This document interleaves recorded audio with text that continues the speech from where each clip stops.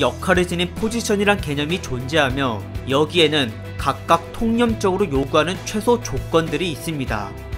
축구를 예로 들자면 헤딩과 몸싸움에 밀리지 말아야 할 중앙 수비수 자리는 보통 힘이 세면서 키가 큰 선수가 맡아야 되고, 그 옆 양쪽 바깥에서 뛰는 측면 수비수와 측면 공격수는 기본적으로 달리기가 빨라야 된다는 전제 조건이 깔려 있습니다. 이러한 인식은 5개의 포지션으로 이루어진 농구에서도 존재하는데요. 특히나 골밑에서 주로 활동하는 센터나 파워포워드 같은 경우엔 날아오는 공을 쳐내거나 골대에서 튕겨져 나오는 걸 잡아야 되다 보니 이 빅맨 포지션에는 무조건 키가 큰 사람이 절대적으로 유리하다고 볼 수 있습니다.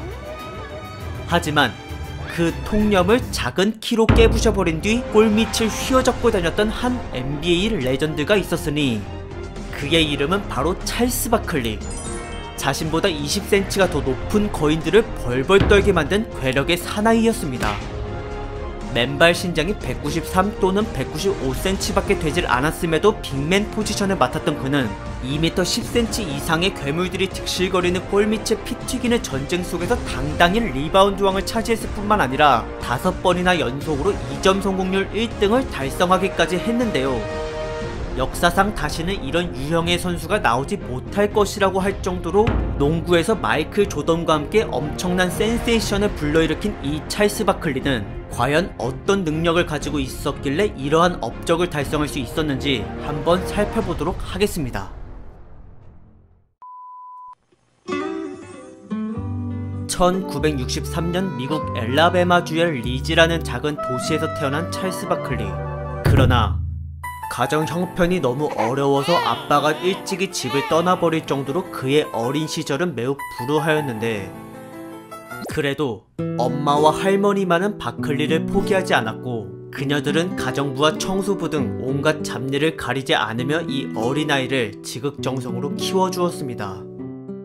이렇게 두 분이서 고생하는 모습을 보고 자란 바클리는 어느 날 반드시 가난에서 벗어나겠다는 목표를 세움과 동시에 그 수단을 농구로 삼았고, 매일같이 연습과 함께 집 뒷마당 울타리를 넘으며 점프력을 연마하였는데요. 덕분에 170cm로 가드 포지션을 맡고 있었던 그가 고등학교에 입학을 하고 나서 1년 뒤 178cm가 됐을 때에는 덩크를 할 수 있을 정도의 운동 능력을 가지게 되었습니다. 하지만 애석하게도 키가 작다 보니 바클리는 학교 대표팀에 뽑히질 못했고 3학년이 되고 나서는 그저 후보 선수에 불과했으며, 이때도 키가 아직 178cm에 머물러 있다 보니 그에겐 더 이상 희망이 없어 보였습니다. 그러나 이때 정말로 신이란 게 존재하는지 4학년이 되기 직전 여름방학 때 바클리의 키는 무려 15cm나 자라게 되면서 193cm가 되었는데요.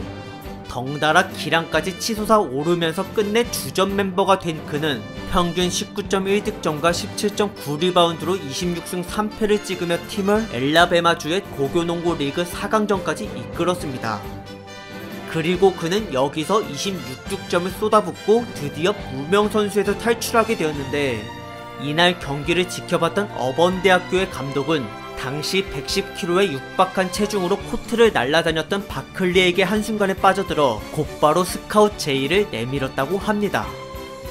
그렇게 해서 어느정도 명문대학교에 들어가게 된 바클리는 워낙에 힘이 좋고 리바운드를 잘 잡아내다 보니 센터로 배정을 받게 되었는데, 포지션 대비 키가 작음에도 불구하고 그는 3년 동안 평균 14.1득점과 무려 10개에 가까운 리바운드, 그리고 묵직한 덩크까지 꽂아대며 관중들을 열광케 하였습니다.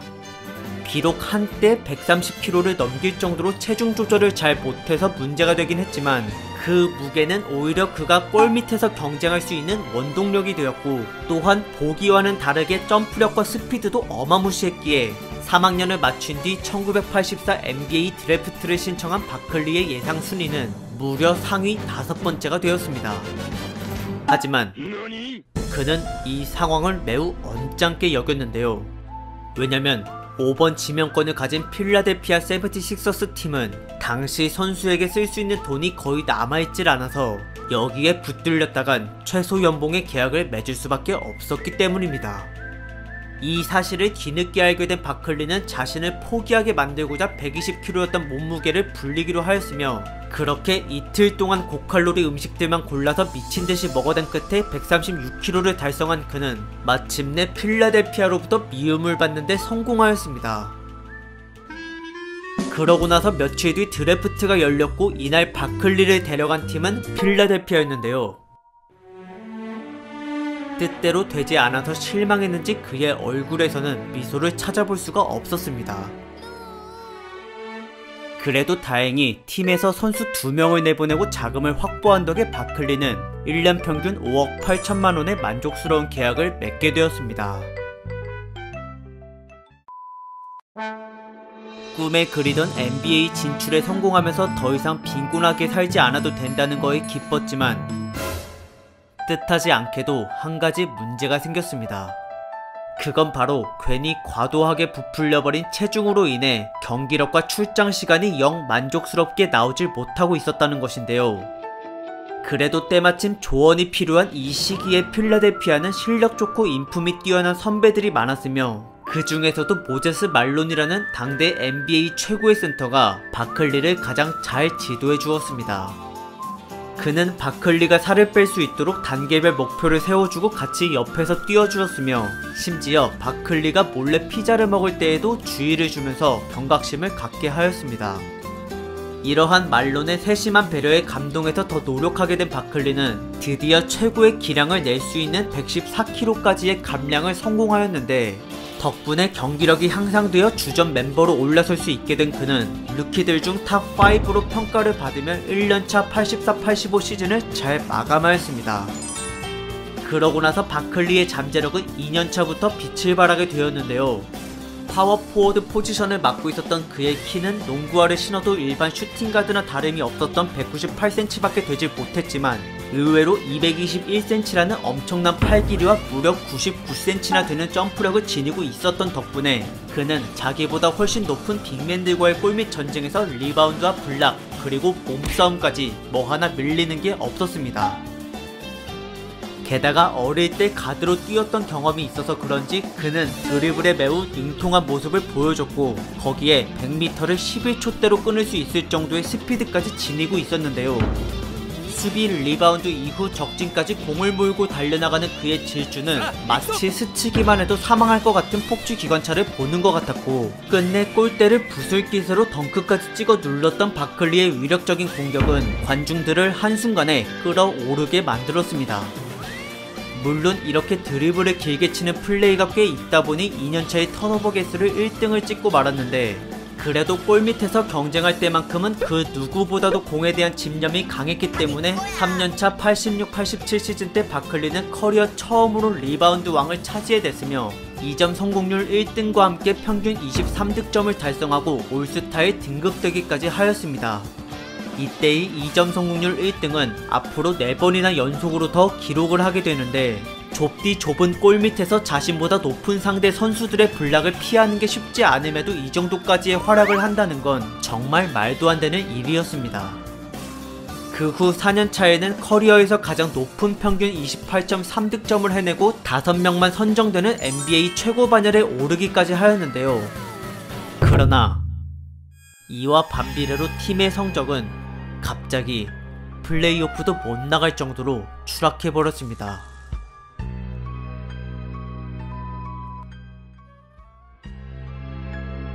데뷔한 지 4년 동안 팀의 베테랑 선수들이 이적과 은퇴로 하나둘씩 떠나가면서 전력에 구멍이 생기게 되었고, 결국 필라델피아는 찰스 바클리의 원맨 팀이 되었습니다. 5년차의 팀은 다시 플레이오프에 올라갈 정도의 순위권을 되찾긴 했지만 1라운드에서 한 번도 못 이기고 전부 패배할 정도로 상태가 좋지 못했으며, 이렇게 무기력하게 지는 경기가 속출할 때마다 바클리는 동료들에게 쓴소리를 하면서까지 분발을 촉구했습니다. 그래도 이러한 그의 승부욕이 효과가 있었는지 6년차 89-90 시즌의 팀의 전력이 어느 정도 보강되고 난 뒤로는 필라델피아가 한 번 더 강팀의 반열에 들어서게 되었는데요.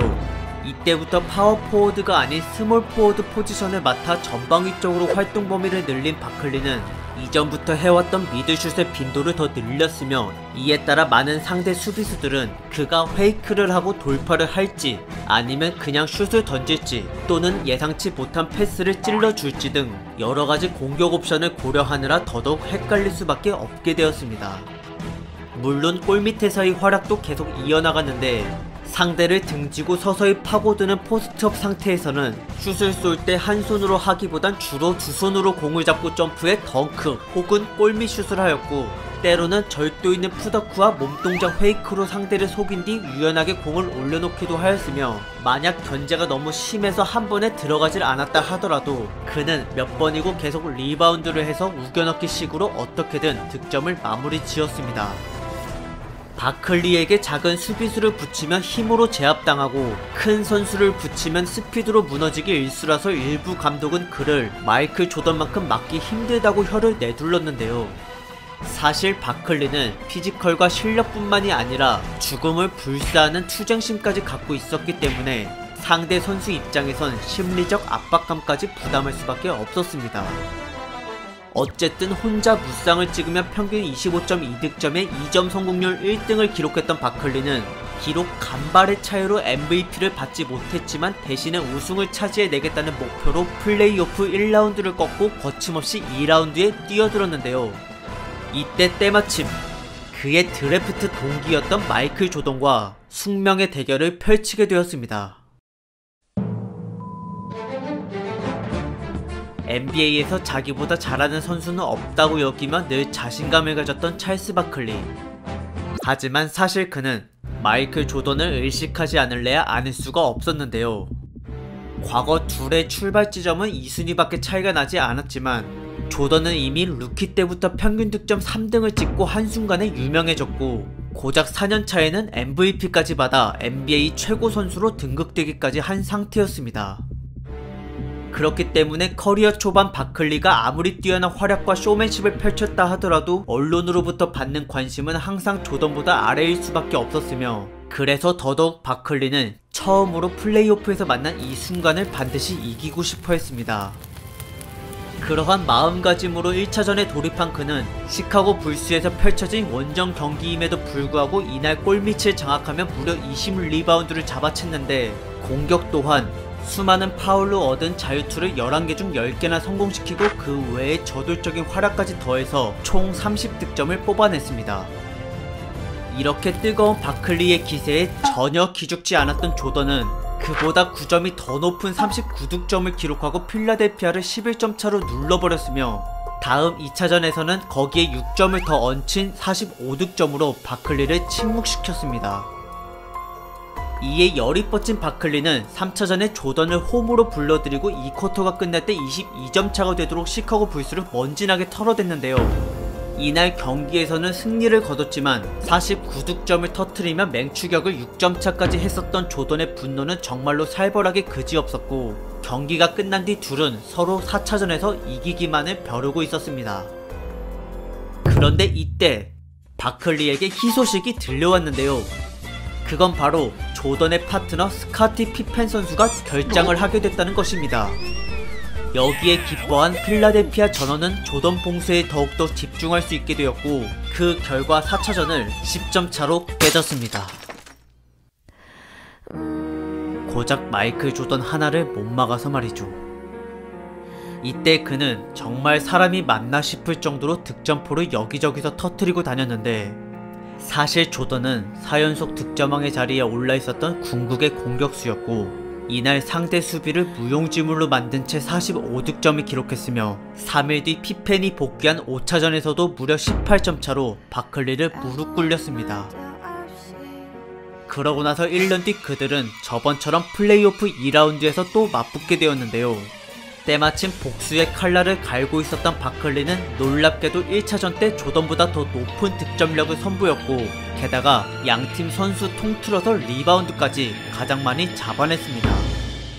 하지만 그 외의 다른 팀원들의 전력은 이전보다 퇴보한 상태였고 반면 시카고 불스의 선수들은 한층 더 실력이 업그레이드 되었기에 결국 조던과 피펜의 협동 플레이에 속수무책 당할 수밖에 없었던 필라델피아는 바클리의 고군분투에도 불구하고 1차전과 2차전 그리고 4차전과 5차전을 무려 평균 11.5점 차로 모두 대패해버렸습니다. 훗날 바클리는 나에게도 스카티 피펜 같은 조력자가 있었으면이라고 말하며 자주 아쉬움을 토로했는데요. 그만큼 당시 필라델피아가 바클리에게 많이 의지하는 원맨 팀이었고, 하필 구단주는 선수 영입에 매우 소극적인 스타일이었기 때문에 팀의 성적은 점점 추락하게 되었습니다. 그렇게 우승에 대한 자신의 열망과는 반대로 전력 보강이 전혀 이루어지질 않자 이에 실망하고 분노한 바클리는 91-92 시즌 도중 태업을 병행하며 트레이드를 계속 요청하였는데요. 그 사이 우승을 2번이나 연속으로 달성해낸 마이클 조던의 그늘에 서서히 가려지고 있었던 바클리의 앞날은 점점